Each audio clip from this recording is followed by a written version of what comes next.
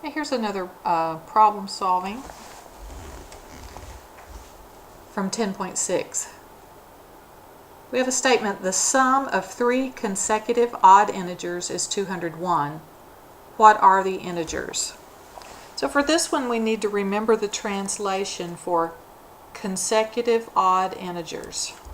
So remember consecutive odd integers. You learn patterns. Remember consecutive integers increase one at a time, and consecutive even and odd integers increase more than that, don't they? Okay, so the pattern for consecutive evens or odds, and notice we're looking for consecutive odds, the first in this pattern is just a number we don't know.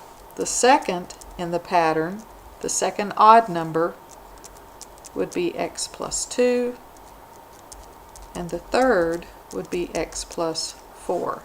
And so just think of three odd numbers and see if that works. Is this 1? 1 plus 2 is 3. 1 plus 4 is 5. That's 1, 3, 5. So if those happen to be the numbers, yes, the pattern works. So now how are we going to use the translation for consecutive odd integers here? The sum, that means we want to add. So the sum of these integers means we want to add them. So translating here, we have x plus 2 plus x plus 4. It says the sum of these integers is 201, equal 201. Now we can solve the equation. Let's collect like terms. X plus x plus x, 3x, plus 2 plus 4 for plus 6. It's equal to 201. Now we want to isolate the 3x term, so we need to eliminate plus 6 with minus 6 on both sides. Alright, so that gives us 3x is equal to 201 minus 6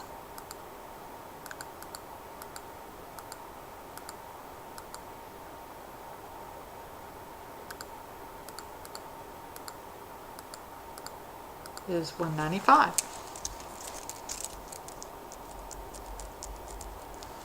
Now we need to divide this side by 3 to isolate the x, so we divide both sides by 3.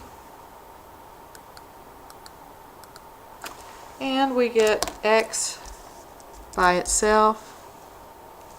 195 divided by 3 is 65. Now we have solved the equation. We have solved the equation, but have we answered the question? The question is, what are the integers, plural? Okay, so the first integer is x. So the first integer, x, is 65. The second integer, x plus 2, now that we know x is 65, 65 plus 2 is 67.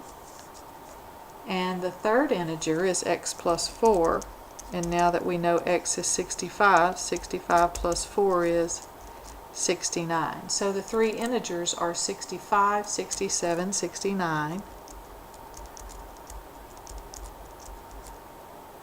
Note they are odd integers, and if you add these three together, you do get the number 201.